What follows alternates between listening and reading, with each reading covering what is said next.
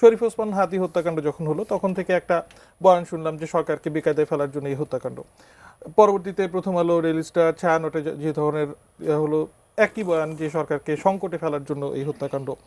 মানে যখনই যে কোনো ধরনের এই ধরনের ঘটনা ঘটে সকলেই মানে বেশিরভাগ চারিদিক থেকে একটা সমস্যারে এই কথা শুনতে চাই। মানে সরকার কি আসলেই এতটাই বেকায়দাতে আছে? সরকার কি বোঝে যে সে আসলে কতটা বেকায়দাতে আছে? সরকার বেকায়দা থেকে ওঠার জন্য আপনার কাছে কি মনে হচ্ছে, দৃশ্যমান কোনো পদক্ষেপ নিয়েছে?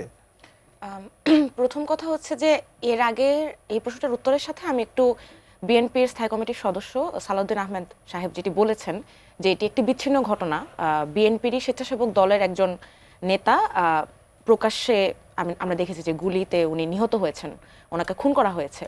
তো এখন আসলে বিএনপির মতো দলের কাছ থেকে, দলের নেতাকর্মীদের, সিনিয়র নেতাকর্মীদের কাছ থেকে যখন আসে যে এই ধরনের ঘটনা আসলে বিচ্ছিন্ন ঘটনা, সেটা কিন্তু অনেক দুঃখজনক। কারণ আপনি দেখবেন যে এই যে হত্যাকাণ্ডগুলি হচ্ছে, খুন হচ্ছে, একটাও কিন্তু বিচ্ছিন্ন ঘটনা না।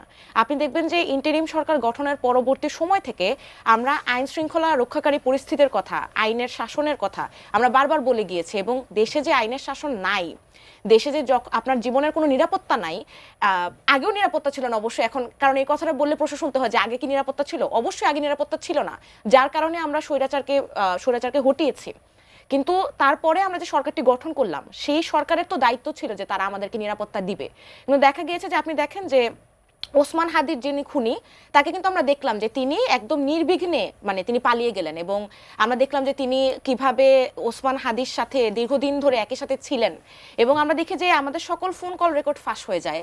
আমরা কে কোথায় যাচ্ছে, কোথায় খাচ্ছে, কি করছে না করছে সবকিছু এজেন্সির কাছে তথ্য থাকে, কিন্তু এই ধরনের সেন্সিটিভ ইনফরমেশন এজেন্সির কাছে ছিল না। এইটা বিশ্বাস করাটা তো মানে এটা বিশ্বাস করবো না আসলে এখন এসে যদি সেটা বলেন। তারপরে দেখেন আপনি মুসাব্বির হত্যায় যেরকমটি হলো ঠিক একই রকম ঘটনা। আপনি দেখেন যে দীপুচন্দ্র দাসের কথা উঠেছিল আগে আলাপে, আপনার মনে থাকবে যে এরও আগে এই ধরনের একটি ঘটনা ঘটেছিল যে একটি মাজার থেকে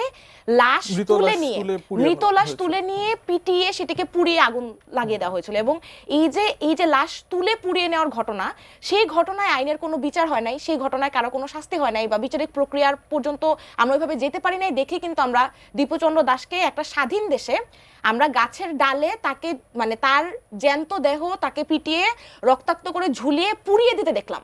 মানে এর চেয়ে বিভৎস ঘটনা তো আসলে আর হইতে পারে না, এবং এটাকে যদি আপনি বলেন যে এগুলো আসলে বিচ্ছিন্ন ঘটনা, সেটা আসলে সম্ভব না।